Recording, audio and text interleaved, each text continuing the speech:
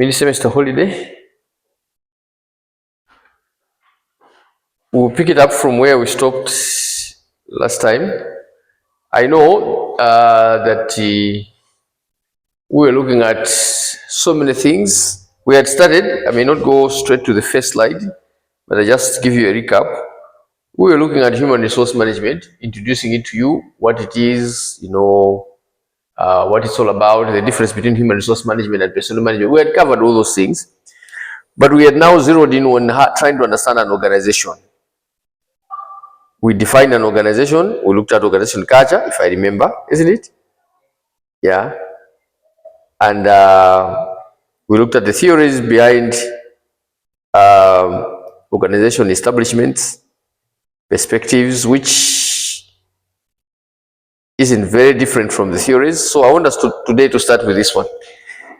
The question will be why? For human resource management people, it is very important.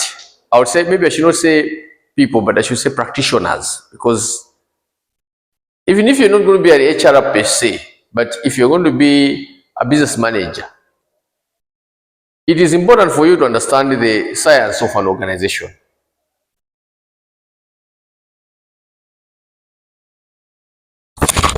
Based on the structure, the theories of organization, you'll agree with me that there are issues to do with the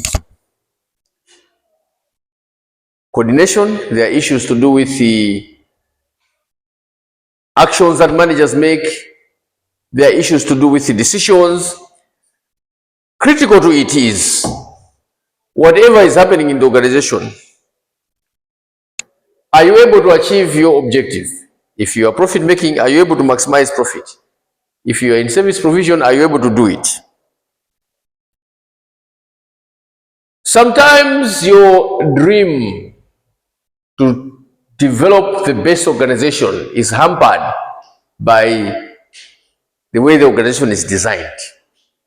So sometimes it might be very important for you to identify what would be considered to be design flaws, that when you work on them, make necessary changes and adjustments, things should begin to flow very smoothly.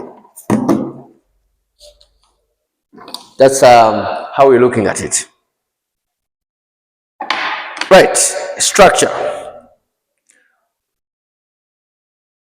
Organizational structure refers to the formal systems of tasks, authority relationships that control how people coordinate their actions and use resources to achieve the goals. And structure is very, very, very important. A poorly designed structure will hamper quite a lot of things. Information flow, decisions, and critical is this one here, flexibility and rigidity. Now, I want to remind you that as an organization, every time you must remember this.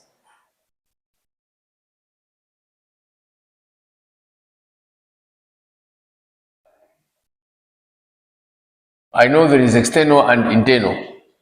Maybe as a simple explanation, I can say near environment, far environment.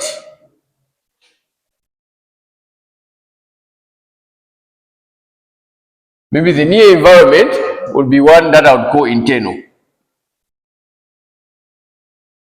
The far environment is what I would call external. This one is where you've got macro environmental factors.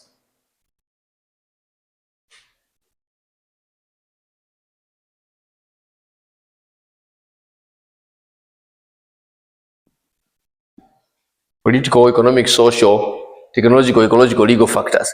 What is very critical with this environment is that this environment changes.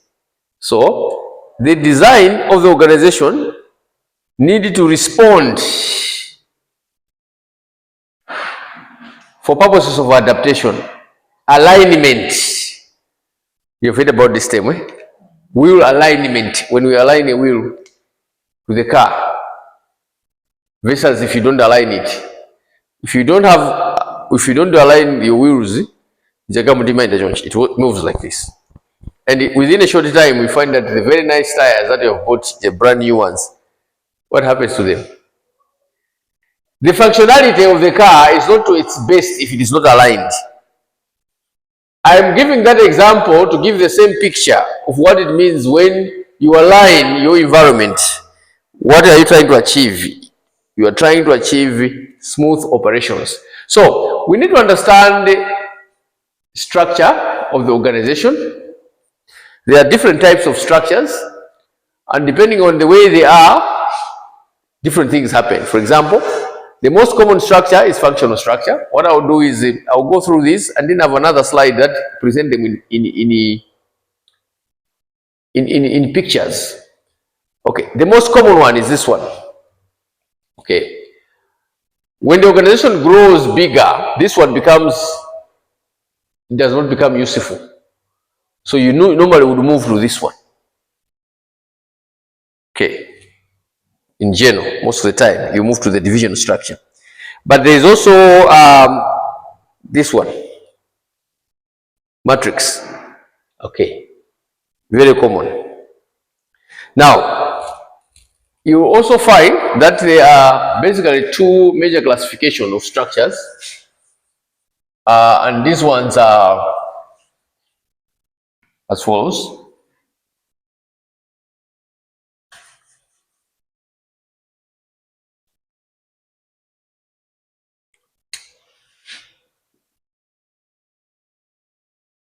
One with so many layers, and the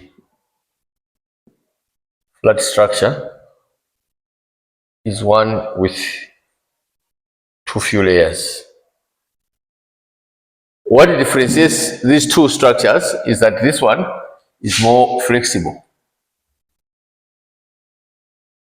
and can easily adapt to changes, while this one is rigid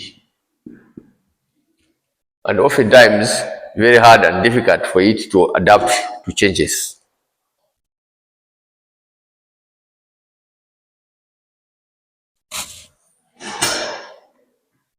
This one, I'll show you a picture of it very shortly. Of course, to date, because of the complexity of the external environment, we also have structures which we consider to be network structures. There are some structures which are referred to as network structure. Yes. Okay. I'll give you this one, but I want to show you the diagrammatic ones, which are the same, and then I'll explain it in detail. Yeah, especially on the structures. Thank you so much for noting that, but I'm deliberately doing it so that I can show you the diagrams. Yeah, but basically what we are saying is that organizations have on their table various choices of structural design. I think that's the key thing that you must pick. Organizations have on their table various choices of structural design. Organization is at liberty to choose a structural design that will best serve its interest. One, that if an organization would like to constantly respond to changes in the external environment, then it works better for it to choose a structure that best addresses that challenge. If you choose a structure that is rigid, when indeed for you to succeed, you need flexible operating model, then your structure will not assist you to achieve your objectives. If you are constantly involved in various projects, and yet your structure that you possess does not match to that effect, then there is also a problem at hand. Okay, network structure.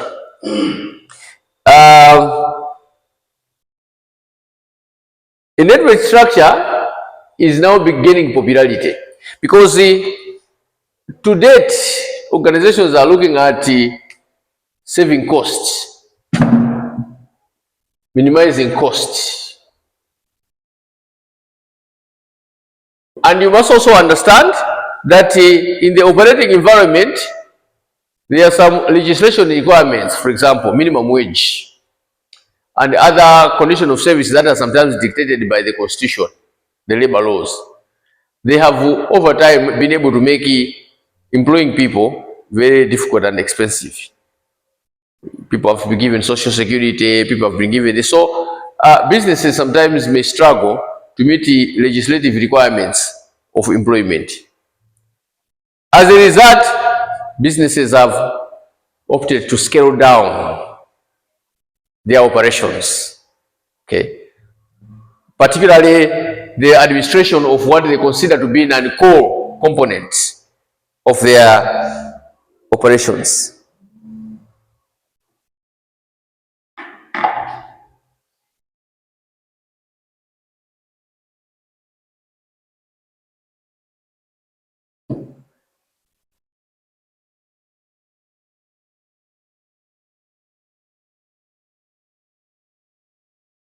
Yeah. So network structures rely on outsourcing functions and forming alliances with other organizations.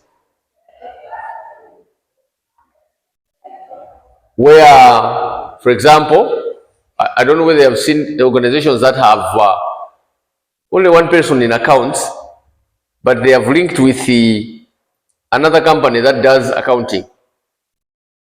But they don't have an accounting department per se, but they only have one coordinating person with accounts department. Okay. There is a friend of mine owns a company. What he does is that he processes payroll for majority of international NGOs. Majority of international NGOs are not good at paying people plus other administrative support, for example, payee. They will pay you all your money, but they are not good at deducting your money to pay to Malaria Revenue Authority. They are also not good at deducting your money to pay to pension. And sometimes they also don't understand how those things go, percentages, etc., etc. So this friend of mine has provided a solution. He has established his organization and he goes to these international agencies and tell them, we're going to process payroll for you. So this organization gives him a list of staff and the salaries. And then he deduces how much is tax payable to MRA, how much is pension, and all those things. So the NGO, the international NGO, sends the money to his account. He takes that money, does all the transactions, takes the payee and pays at the MRA, takes the pension and pays to Old Mutual and all other Mansim, etc. And then he raises an invoice to this international NGO for the job done. That's an example of networking. This international NGOs has created a network where it is able to get certain services elsewhere. Yeah. Let me take you to the diagrams that I said I was going to show you on the structures. And I think maybe the diagrams are going to be able to help you to be able to see a greater picture of what we're discussing.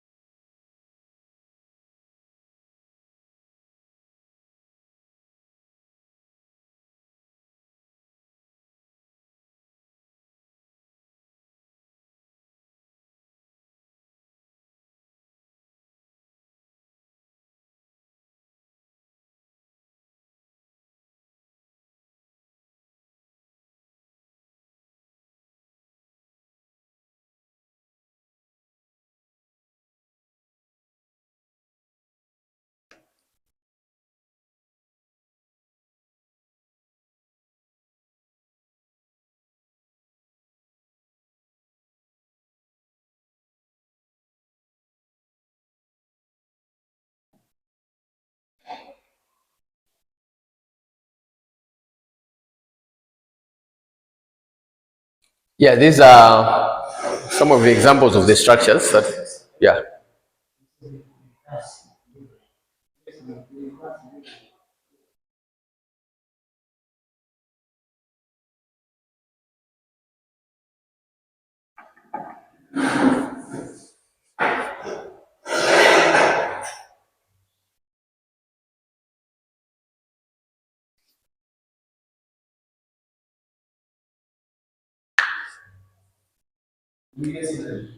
She's just, yeah, we can just wait for her. Yeah, these are the examples of the structures that I showed earlier on. But what I want here is to give you a pictorial illustration. So it's not, this is the functional structure in the simplest way which we can define it. In the other slide there is also, but this one explains more clearly. The functional structure divides responsibilities according to the organization's primary specialist role, such as production, sales, the most common structure of an organization. Now, when you look at this structure, especially in terms of how, okay, if it's a small organization, then it doesn't matter. But as an organization gets bigger and bigger, this structure in itself become an obstacle to progress. For example, you find that in this structure, you find that there is basically no communication that is horizontal. A line manager looks at staff in his line. You've got a production manager, maybe production officer, maybe production assistant, production staff. Here you've got sales and marketing manager, sales marketing officer, sales marketing assistant, sales staff. And then here you've got finance manager, finance officer, finance assistant, finance staff. So it just goes that way. This is an organization where sometimes you create a competition amongst yourselves, where the finance people will say, oh, we are the finance people. No one can beat us. No one is better than us. And then the production people will say, no, if without us, you cannot produce. You see, so there is that internal rife and competition amongst themselves. But the critical to such an organization is its failure to respond to changing environment. It is an organization usually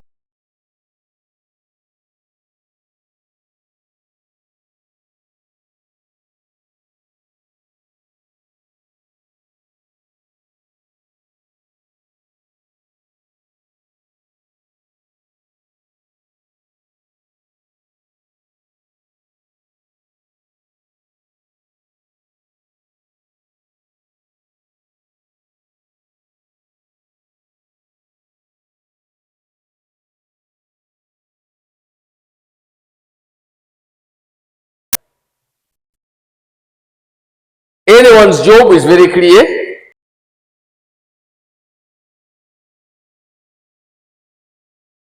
The higher you go, the more specialized you are in your field.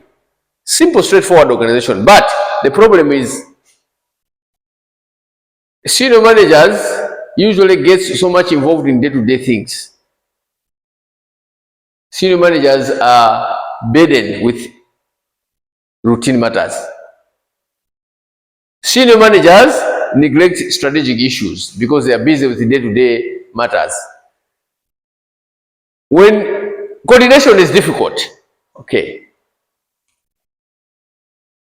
Why are we learning these things? We are learning these things because we are saying critical is this one, failure to adapt.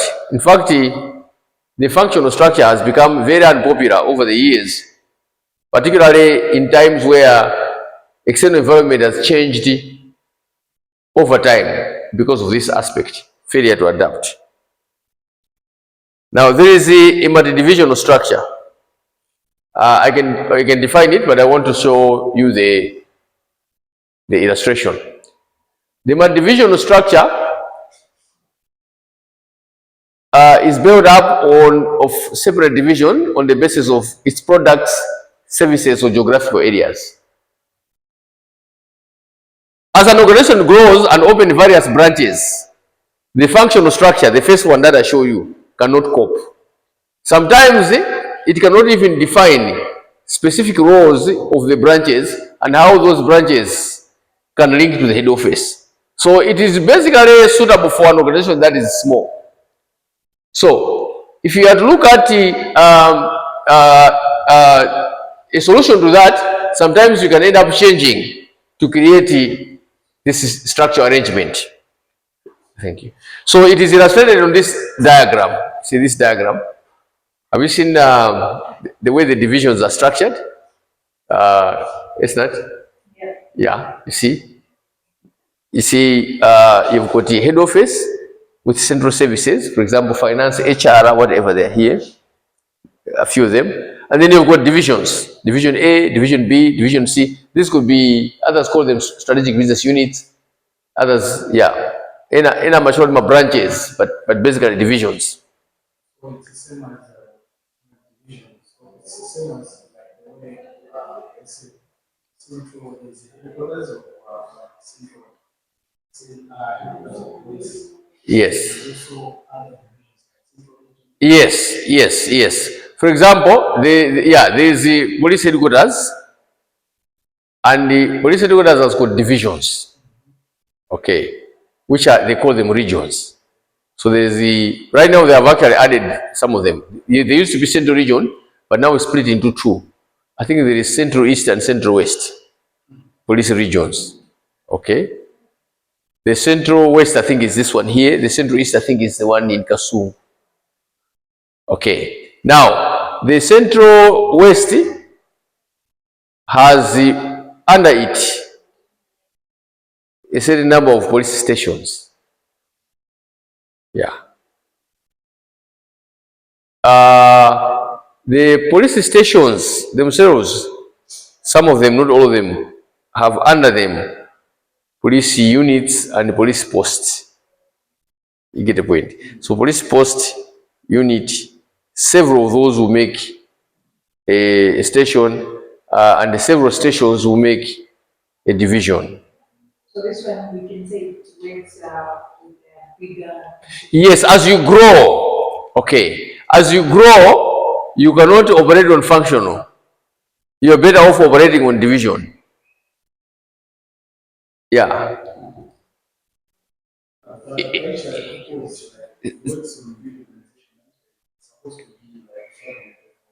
Not only government, even businesses. Look at companies like Press Corporation, NBS, NICO. NICO also operates on this principle of divisions. Say, for example, Press Corporation has got Financial Service Division, National Bank. It used to have Retail Division, PTCs. It has medical, fisheries. Yeah. Yes. NICO has got NICO Life, then the new NBS, and then NICO Asset Management. Okay. It's the same concept. Same concept. Let's look at advantages and disadvantages of this one.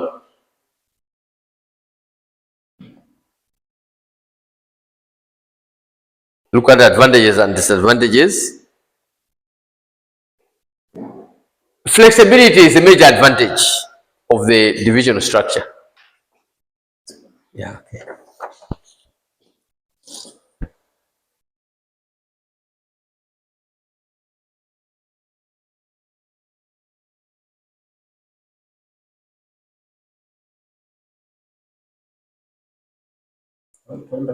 Okay. All right, thanks. Flexibility. You see the previous structure that I showed you, it was the way it is. Here there's flexibility. You can bring in a division, you can take it away. If that division is not useful, you can remove it. If the way you design the organization, you see it fit that you need to bring in a division, you bring it, yeah. So it adds to the issue of trying to respond. Anything else nowadays that provides rigidity, the nature of the environment that we're operating in does not fit well with the rigid arrangements. So flexible arrangements are good enough. And most of the time, you control a division by performance. That's what you do. You have a division, you give it targets. Yeah. While if you have got a functional structure, it will be very difficult for you to create such kind of an arrangement for functional structure.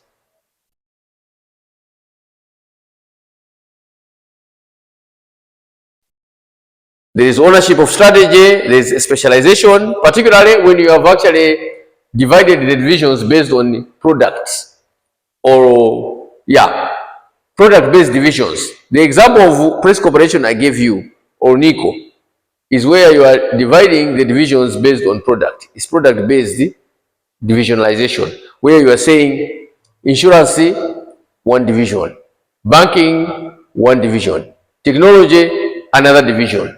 What you have done at that point is to create divisionalization based on product. Now, what it means is that those that are under insurance will be under one umbrella and will work to the core to produce results in the insurance portfolio. Of course, there are some duplications, and if you look at this disadvantage, danger of loss of control, look at the way the division is designed. It's more or less like each subdivision is a self-contained entity, isn't it?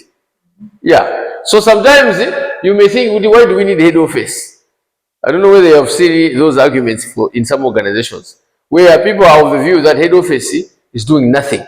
We are the ones that produce results here. Actually, head office is just there to spend the money that we make. That's the argument sometimes that comes in when you have divisions. Yeah. You tend to look at the head office as irrelevant, not necessary. Yeah.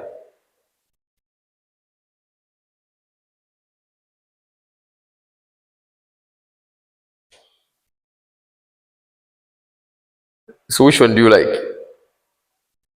Division or functional? Functional, I'll tell you, it's good for a small organization. Yeah, it depends, of course. But and also, if the environment is stable, okay, where there is no need so much pressure for you to act quickly and responsibly, then functional can do. Okay. But I'll tell you, the current operating environment is very difficult for you to find a situation where there is no volatility. The volatility of the environment has come to stay.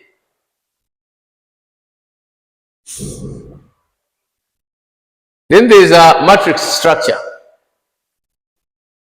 The matrix structure combines different structural dimensions simultaneously. For example, product division and geographical, territorial, or product division and functional specialism. A good example would be this one. This is a good example of matrix structure. What's the difference with the previous ones? Have you seen? Yeah. What are you looking at? You're looking at you've got there is product division linked to trading companies. So you've got product A, B, C, but all these products are in Europe. All these products are in USA. All these products are in Far East. So what you have is that these officers report to country office, but also report to, okay, as a manager for product A. Okay, a staff in product A will report to a manager in product A, but will also report to country office.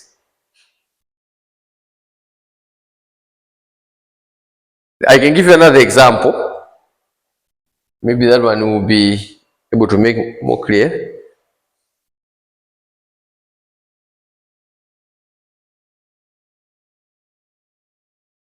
Yeah, here you have a head of lower school, head of upper school, and head of sixth form. And then you've got the head of languages, head of science, head of social studies.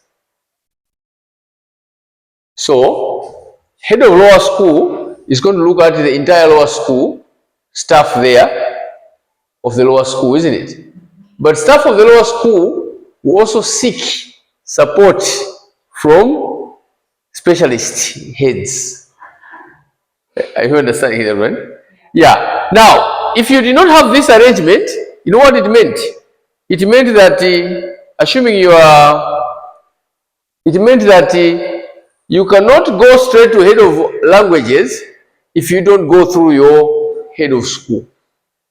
But here, what you have done is to create a situation where the head of school is interested in administration of the school, but the specialism of the subject matter is under the head, the unit that looks after that. It creates that flexibility and ease of doing things. Let's look at the advantages and disadvantages of it. So I hope now Esnat is happy. The other time she was saying, you're going too fast. I was doing that deliberately because I knew I was going to come to this.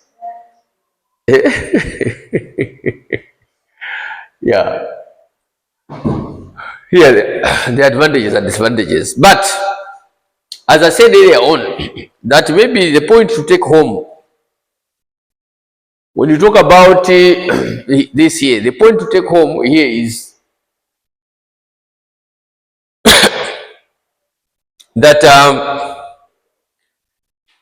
you choose a structure that will help you to exploit opportunities, isn't it? Yeah. Any structure that prevents you, you change it. And that is very critical, especially for people in HR. Because remember, there is this one, a transnational structure, but maybe I will take you to the product-based structure. Remember the HR people. Remember this link. HRM and remember this.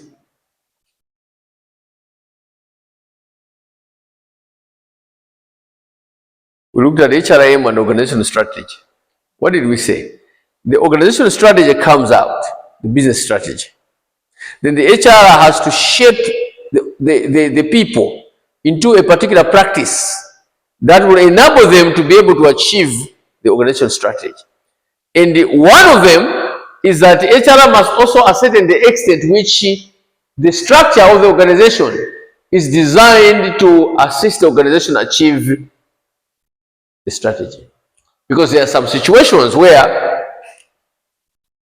the design of the organization in the strategy, the structure, the job descriptions are the main blocker of progress.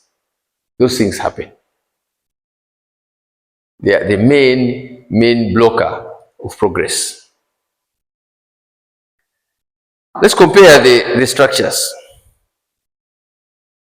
And then we can look at the design solutions. Which structure do you choose and why? Here we've got the challenge. For a functional structure, you are able to control. But divisional structure control is difficult. That's why I said sometimes people at the division can say, why do we need head office? Okay.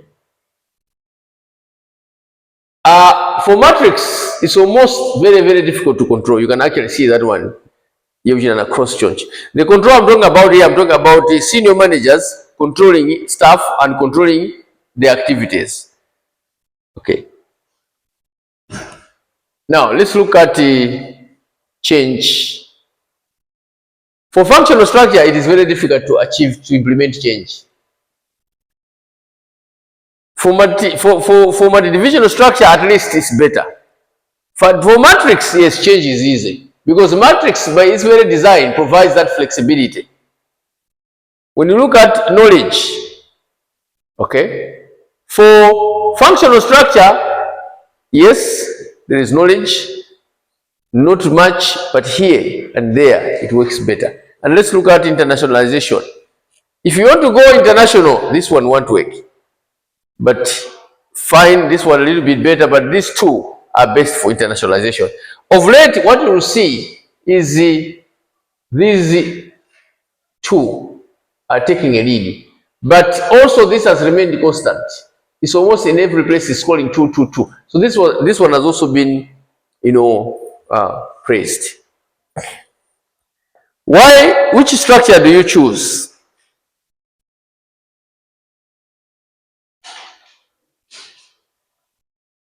You choose a structure that is going to give you a market advantage. You choose a structure that will enable you. Parenting is about head office. Head office is looking after subsidiaries. So a structure which is going to help head office manage subsidiaries well enough. That's a structure that deals with parenting advantage. A structure that is going to enable people work effectively to their satisfaction. One that considers people. A structure that is practical. And the list goes on. The list goes on. Structure is very, very important and something that we must adhere to and understand.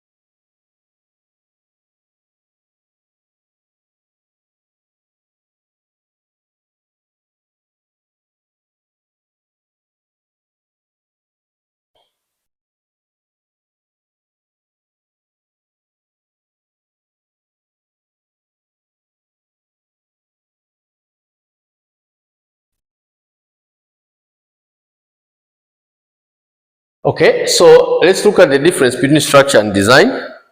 We'll find that the structure refers to the formal framework within which tasks are divided and grouped. Like what we showed here. While design, okay, is a process of aligning the structure of an organization with its objectives. Okay, with the ultimate aim of improving efficiency and effectiveness. So design involves choosing the right structure that fits the organization strategy, environment, technology, and workforce. Now here is where now you HR people play a very important role. And you can realize that sometimes we worry why organizations are not producing the results we had hoped for, but most of the time the answer is very clear, that there has not been fit. There has not been fit.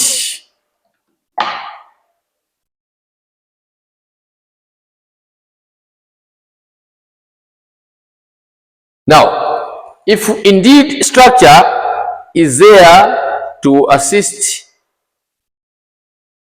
if design is about ensuring that there is fit, then what are the things that need to be looked into in the design? So here are the things that you need to look closely when you're designing an organization. Now, what these things of design concerns HR, because when you design an organization, from that design, there will be a job description, there will be a position, a job role, and then there will be job descriptions. And from the job descriptions, there will also be some added features that are going to deal with the job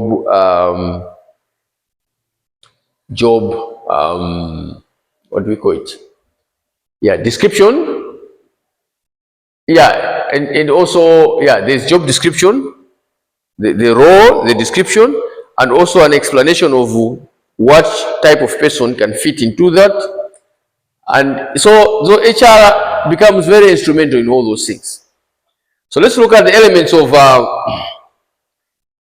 design. These are the things you look into. How work is specialized, chain of command, and span of control. Look at those seriously. Work specialization, the degree to which tasks in an organization are divided into separate jobs.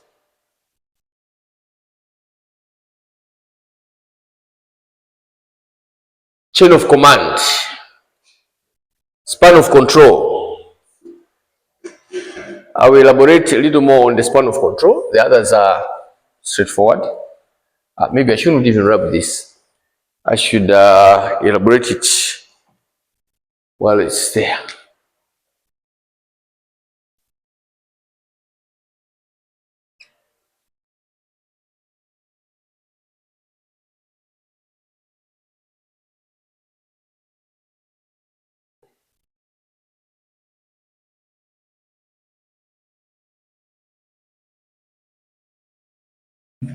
For example, this little structure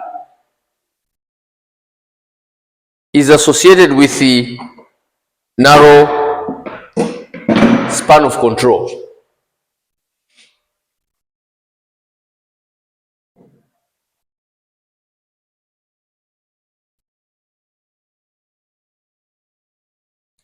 It's associated with the narrow span of control. Now, narrow span of control is about this. One superior looking after too few subordinates. Wide span of control is associated with the flat structures. A picture that comes out of there is that one superior has under him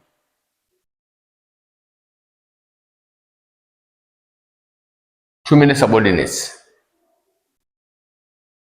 Now, advantage for this one, control.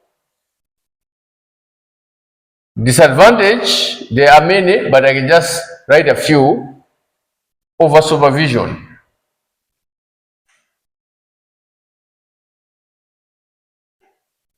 The advantage to this one is that it is possible to delegate and there is employee autonomy. But the disadvantage is lose control and the list can go on.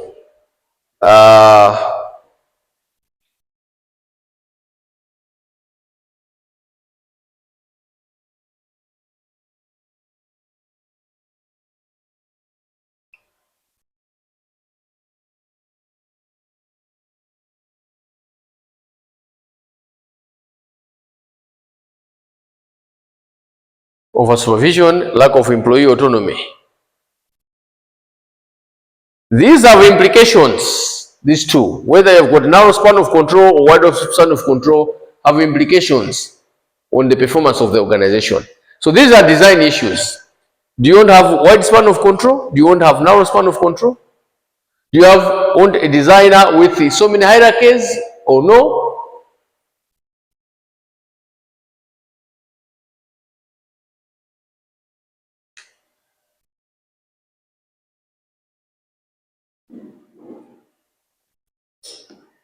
Design issues also look into matters of whether the organization has to be centralized or decentralized. The design issues look seriously into those matters. Centralization versus decentralization.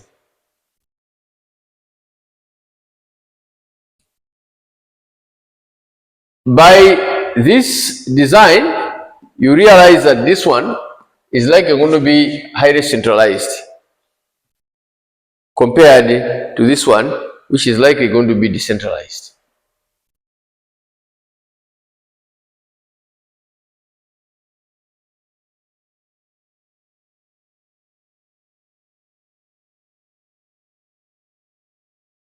Also, formalization, the extent to which an organization is formal or informal, the extent to which job within the organizations are standardized, and the degree to which employee behavior is guided by rules and procedures.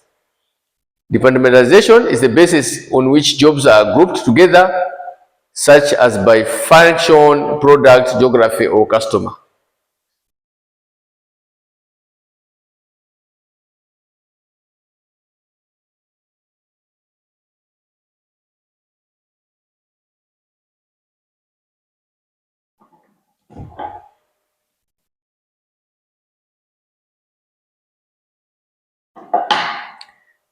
What are the advantages and disadvantages of centralization and decentralization? Just as we had said earlier on, the choice of the design that you choose should be based on the objective of the organization, what you want to do. Whether that design is going to serve the purpose. Are we saying centralization is better than decentralization, or decentralization is worse than decentralization? Are we saying that? It's a yes or no answer, but I think the issue at hand here is that decentralization is a concentration of decisions of making authority at the top level of the organization hierarchy, and in centralized organizations, lower level employees have little or no autonomy in decision making. The advantages of centralization are consistency in decision making, easier implementation of uniform policies and procedure, clear direction from the top, and efficient use of resources. If that is what you want for your organization to succeed, fine, you proceed. But remember that there are the following disadvantages, particularly for businesses: slow response to local needs. Okay. If you have a head office in Blantyre, branches in Lilongwe, Nzuzu, Karonga, Zomba, and Mangochi, say a bank. So I go to a branch here in Lilongwe that I visit all the time. They know me, and I'm applying for an overdraft. The branch manager here can easily understand and grant me the overdraft. But if the branch manager is not given autonomy to make decisions, when the branch manager takes my case and refers it to Blantyre head office, they don't know me. They have no idea of how good I am at the branch, what kind of business I bring there. They can easily decline, isn't it?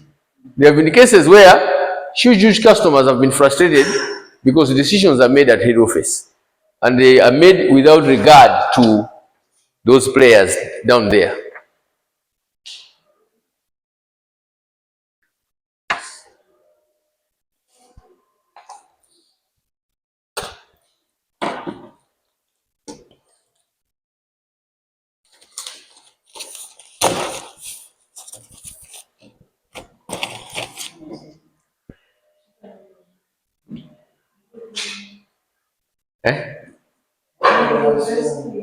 The what? Oh, I know, no. As we take it, decentralization. Yeah. I guess 70. Any somebody. Anyway, I put this in Manambala, so I will have to check.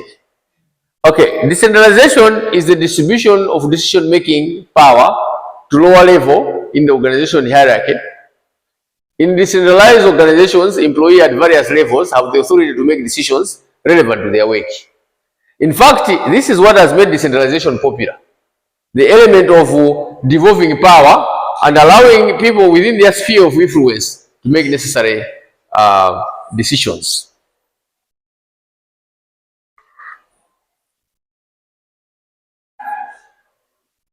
Advantages, faster decision making at local level, which means what? Easier to respond to local needs. Increased motivation and job satisfaction amongst employees. There is greater flexibility and responsibilities to local needs. It relief of top management from routine decisions. So managers are not going to be involved in day-to-day activities.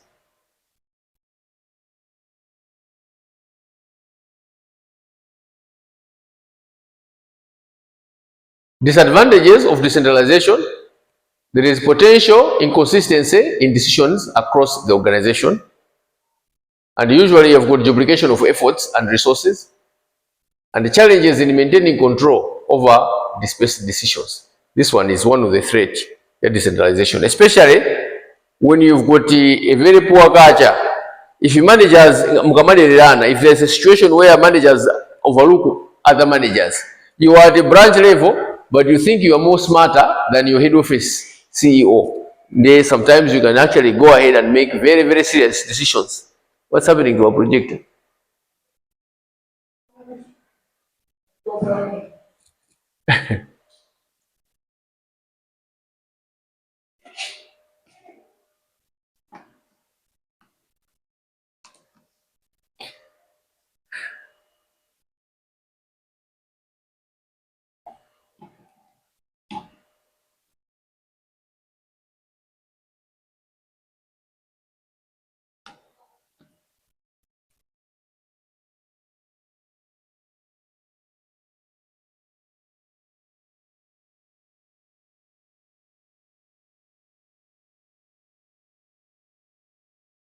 This one is one of the threats here, decentralization. Should you decentralize? Should not decentralize? It's a very difficult question, but there are some guidelines. Large organizations are better off decentralized compared to smaller ones. Organizations with complex tasks are better off decentralized. Are better off more centralized. Why? Why would a complex organization with complex activities? Why would centralization, be better for complex? Yeah, complex things require care, right? You need to make sure that you are on top of things. Environmental uncertainty, decentralized is often favored when the environment is volatile and things change anytime. So then the decentralized approach enables responsive to those changes. Sometimes it just has to be the preference. There are some managers, they want too many things on their table. They want to control every detail. While there are some managers, they are okay with only being a link and allow small detail to be managed by other people.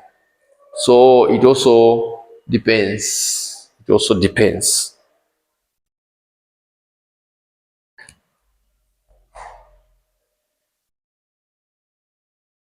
You must also realize that you've got an important role to understand issues of jobs and how they are designed. So what is a job? As an HR, you must understand issues of job. A job is a collection of tasks, duties, responsibilities assigned to an individual or a group within an organization. That's a job. Tasks, duties, and responsibilities. While work role is a specific set of expectations associated with a job. There is this job, and then there is this role that you play in that job. If the job is going to be done well enough, you have played your role well, isn't it? Yeah, that's why here we are saying that the work role is a specific set of expectations associated with a job. It encompasses the behaviors, responsibilities, and relationships required to fulfill the job effectively.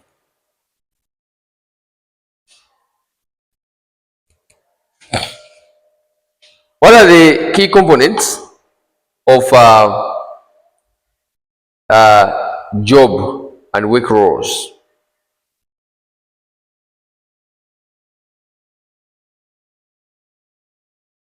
Job description. Have you seen organizations that don't have job descriptions? Have you seen them? Yeah, there are some. Big ones, unfortunately. But that's not the way it's supposed to be. A job description is very, very important.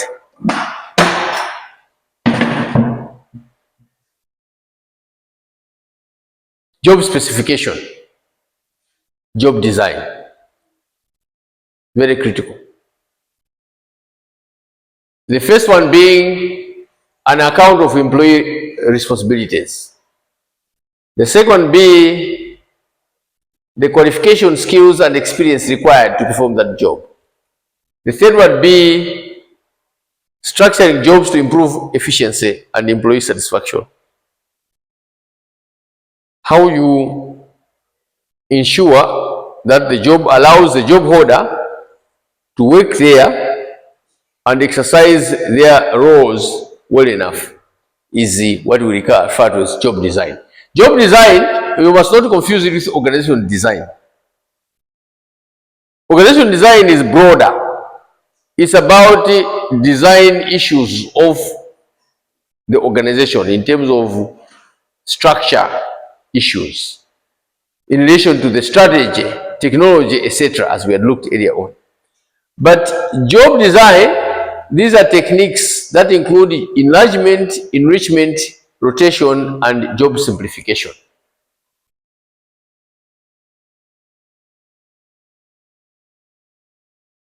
In other words, what we're saying is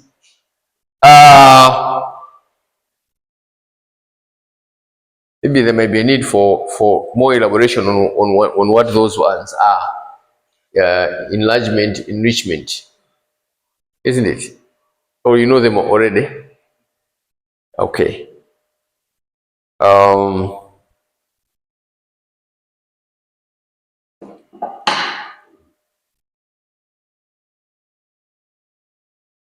Okay.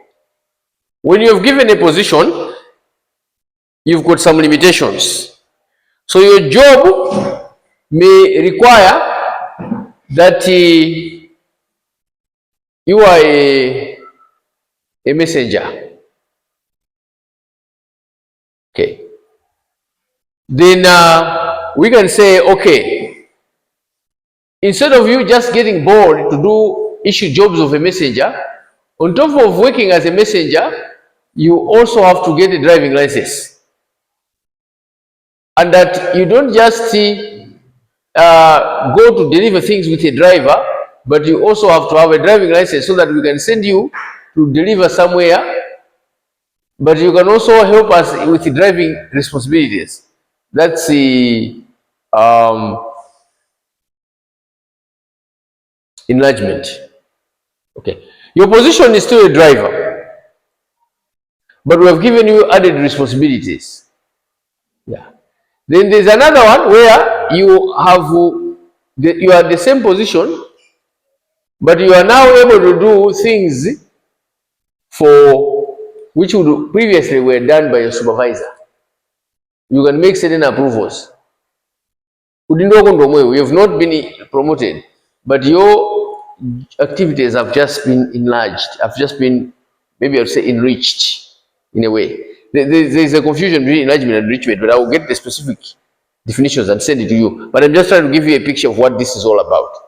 To say, there are cases where